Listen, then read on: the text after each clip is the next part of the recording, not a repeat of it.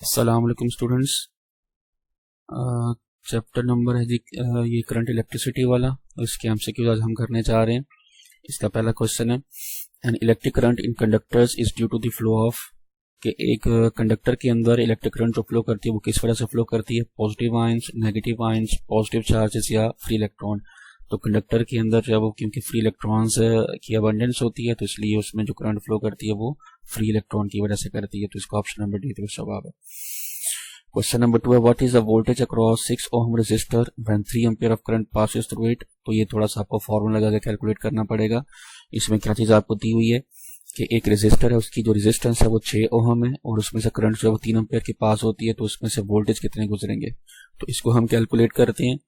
सबसे पहले हम ये नोट डाउन करते हैं कि हमारे पास जो दिया हुआ क्या है। एक तो हमारे पास रेजिस्टेंस है जी, जो हमें दी गई है आई थिंक 6 ओम है, और जो करंट है हमारे पास वो हमें दी गई है 3 एम्पियर। हमने वोल्टेज मालूम करने हैं कि वोल्टेज हमारे पास कितने हैं। तो according to Ohm law V is equal to बराबर होता है जी IR के product of current and resistance, ये बराबर है जी इसके। तो इसमें हमने वैल्यू लगा दी, करंट की वैल्यू हमारे पास 3 है, मल्टीप्लाई किया हमने इसको रेजिस्टेंस के साथ, रेजिस्टेंस की वैल्यू 6 है, तो 6 3 बार 18। तो ये हमारे पास इस ऑप्शन का आंसर निकलता है 6 वोल्ट के सॉरी 18 वोल्ट। तो ये जी ऑप्शन नंबर इसके मुताबिक आपका बनेगा जी C, यानी 18 वोल्ट उसमें से गुजरेंगे। इसको हाईलाइट कर दूं आपके लिए। उसके बाद जी, what happens to the intensity और the brightness of the lamps connected in series as more and more lamps are added. के लैंप यानी बल्ब आपने सीरीज के अंदर जोड़ा हुआ है और वोल्टेज उतने ही हैं जितने पहले आप प्रोवाइड कर रहे हैं, लेकिन आप सीरीज में लगे हुए जो बल्ब हैं उनकी तादाद में इजाफा करते चले जाएं तो उनसे जो बल्ब वोल्टेज उनको मिलेंगे बहरहाल, तो उनसे उनकी जो रोशनी है वो कम होगी या उस पर क्या असर पड़ेगा। तो क्या होगा जी, इंक्रीज होगी, डिक्रीज होगी, रिमेन्स द सेम, या कैन नॉट बी प्रेडिक्टेड। तो इसका जवाब होगा जी डिक्रीजेस। इसकी वजह यह है कि जब आप डिवाइसेस को सीरीज में लगाते हैं तो उनको वोल्टेज डिवाइड होकर मिलते हैं। अब एक डिवाइस को वोल्टेज कम मिलेंगे तो वो नतीजे के तौर पर आउटपुट भी कम ही देगी। तो उसकी जो रोशनी है, अगर आप लैंप्स को सीरीज में लगाते हैं तो चूंकि उनको वोल्टेज डिवाइड होकर मिलेंगे, सो दैट्स वाई उनकी जो ब्राइटनेस है वो भी कम होती चली जाएगी जैसे जैसे आप लैंप्स में इजाफा करते चले जाएंगे। ऑप्शन नंबर 4 है, why should house hold appliances be connected in parallel with voltage source. के हाउस होल्ड जो अप्लायंसेस होती हैं घर में, जितने भी हम वायरिंग वगैरह करते हैं, तो इनको वोल्टेज जो सोर्स होता है, मेन जो सप्लाई होती है वोल्टेज की, उसके पैरेलल में क्यों जोड़ा जाता है। तो option number A, to increase the resistance of the circuit, circuit की रेजिस्टेंस को बढ़ाने के लिए। B, to decrease the resistance of the circuit, circuit की रेजिस्टेंस को कम से कम करने के लिए। C, to provide each appliance the same voltage as a power source, यानी हर अप्लायंस को, हर शय को बराबर मिकदार में वोल्टेज फ्राहम करने के लिए जितने भी पीछे से आ रहे हैं। या फिर to provide each appliance the same current as a power source, यानी जितनी भी पावर सोर्स है, पीछे से बिजली आ रही है, उसमें जितनी भी करंट है बराबर करंट फ्राहम करने के लिए हम ऐसा करते हैं। तो इसका जवाब ऑप्शन नंबर सी होगा कि हमारा मकसद तमाम अप्लायंसेस को बराबर मिकदार में वोल्टेज फ्राहम करना है। पैरेलल में हम इसीलिए जोड़ते हैं ताकि वोल्टेज सोर्स से जितने भी पीछे से बिजली आ रही है, जितने वोल्टेज आ रहे हैं, हर अप्लायंस को सेम अमाउंट ऑफ वोल्टेज मिले, इसलिए हम उनको पैरेलल में जोड़ते हैं। तो इसका ऑप्शन नंबर सी जवाब होगा। ऑप्शन नंबर 5 है, electric potential and EMF। Electric potential और EMF जो हैं ये क्या होती हैं। ए, आर द सेम टर्म्स, पहला ऑप्शन तो दुरुस्त नहीं है, सेम टर्म्स नहीं है। आर द डिफरेंट टर्म्स, ठीक है, ये एक चीज ऑप्शन ठीक है, लेकिन आगे पढ़ लें, आगे भी क्या है, हैव डिफरेंट यूनिट्स, ये भी ऑप्शन ठीक है। तो ऑप्शन नंबर डी में क्या जी, बोथ बी एंड सी, तो इसका ऑप्शन नंबर बी एंड सी होगा कि डिफरेंट टर्म्स होने के अलावा इनकी डिफरेंट यूनिट्स भी है। EMF की यूनिट क्योंकि ये एनर्जी है तो जूल्स में मेजर होती है, इलेक्ट्रिक पोटेंशियल वोल्टेज में मेजर होता है, तो इसका ऑप्शन नंबर डी आएगा दुरुस्त जवाब, इसका ऑप्शन नंबर 5 का डी जवाब। उसके बाद छठा जी, when we double the voltage in a simple circuit, electric circuit वो डबल दी। अगर हम एक सिंपल सादा सा सर्किट हो, अगर हम उसमें वोल्टेज की मिकदार को डबल कर दें तो उससे करंट पर क्या असर पड़ेगा जी, या उससे पावर पर या रेजिस्टेंस पर क्या असर पड़ेगा। नीचे मैंने कहा है जी कि वो डबल दी, हम डबल यानी दुगना कर देते हैं करंट को, पावर को या रेजिस्टेंस को। या फिर ऑप्शन नंबर डी है बोथ ए एंड बी। अगर आपको ओहम्स लॉ याद हो तो आपने उसमें पढ़ा था कि voltage is directly proportional to current, यानी आप वोल्टेज अगर डबल करते हैं तो उससे क्या होगा कि आपकी जो करंट है वो भी डबल हो जाएगी। लेट्स सपोज अगर कम करते हैं तो वोल्टेज भी कम करने से करंट भी कम हो जाएगी। एक चीज तो क्लियर हुई कि अगर हम वोल्टेज को डबल करें तो करंट बढ़ेगी, लेकिन इसके साथ एक और भी है, पावर का फॉर्मूला होता है P is equal to V I, कि अगर आप पावर निकालना चाहते हैं तो पावर का फॉर्मूला है P is equal to V I, यानी voltage into current. Voltage into current करें तो आपके पास पावर आ जाती है। तो अगर आपके वोल्टेज डबल हुए तो करंट भी डबल हुए, दोनों को मल्टीप्लाई करेंगे तो आपके पास जो पावर है वो भी डबल होगी। तो इस तरह से इसका जो ऑप्शन नंबर है वो डी इसका दुरुस्त जवाब आएगा कि अगर आप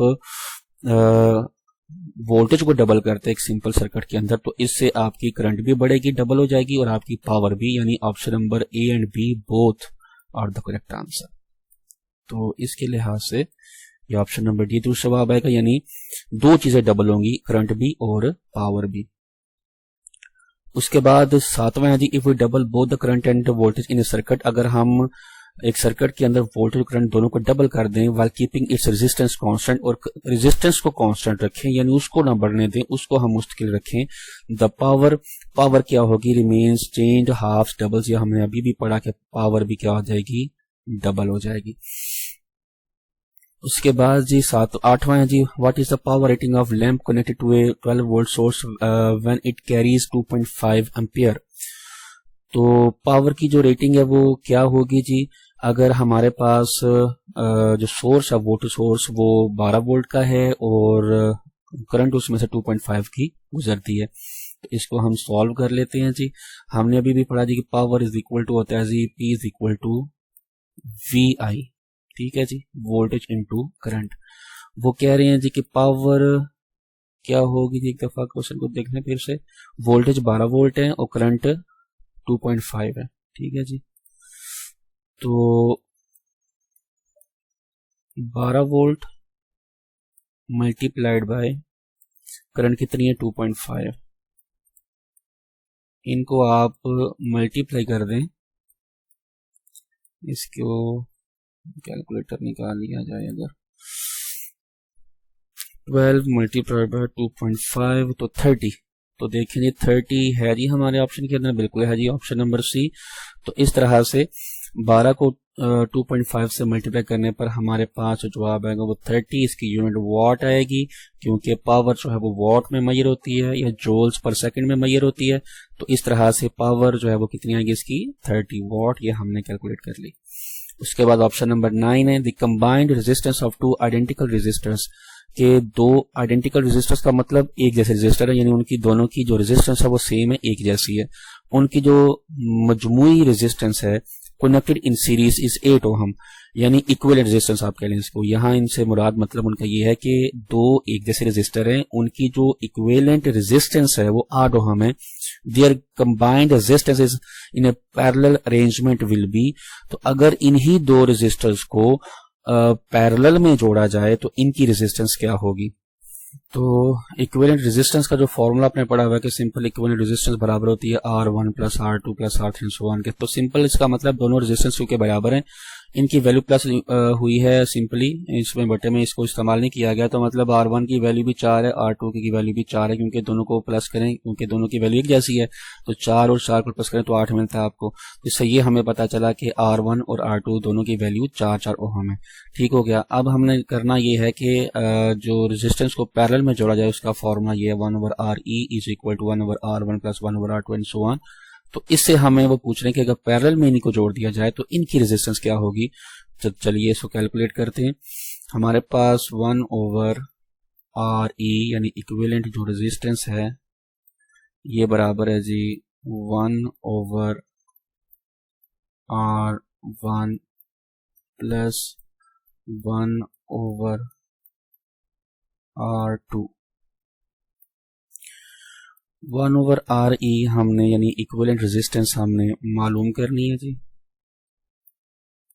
और दोनों जो रजिस्टर्स हैं उनकी वैल्यू, चूंकि हमारे पास 4 है जी, दोनों की 4 ओहम, तो हमने यहाँ पर इनकी वैल्यू लगा दी जी 1/4। अब क्या करना है इनका जी, हमने एलसीएम लेना है। एलसीएम दोनों डिनोमिनेटर में चूंकि 4 है तो हमारे पास ये 4 ही आएगा। 4 1 time 4 and 1 1 time 1 plus 4 1 time 4, 1 answer है 1 1 टाइम 1, तो ये बराबर आता है जी 1 और 1 प्लस हो गए 2, नीचे आपका 4। इनको अगर कैंसिल कर लिया जाए 2 1 टाइम 1 एंड 2 2 टाइम 4, तो ये आंसर आ गया जी आपके पास 1/2। तो आपके पास जो इक्विवेलेंट रेजिस्टेंस अभी निकली तो नहीं है, क्योंकि ये इक्विवेलेंट रेजिस्टेंस का जो लेटर्स हैं ये आपके बटे में हैं। इनको हम क्रॉस मल्टीप्लाई करेंगे ताकि हमारे पास ये वैल्यू निकल आए। क्रॉस मल्टीप्लाई करेंगे यानी 2 1 टाइम 2 और RE 1 टाइम RE, तो सिंपल इसका जी इक्विवेलेंट जो रेजिस्टेंस आएगी वो किसके बराबर आएगी, 2 ओहम के। तो अब हम इसमें देखें जी कि 2 ओहम हमारे पास इसमें आंसर मौजूद है या कि नहीं। सो 2 ओहम ऑप्शन नंबर ए में है जी, तो हमने इसको जी कैलकुलेट कर लिया कि इसका जवाब क्या आता है। सो जी आपका ऑप्शन नंबर 9 भी मुकम्मल हुआ, 2 ओहम इसका आंसर। सो ये जी आपके तमाम के तमाम MCQs मुकम्मल हुए। मिलते हैं अगली वीडियो में अगले टॉपिक के साथ।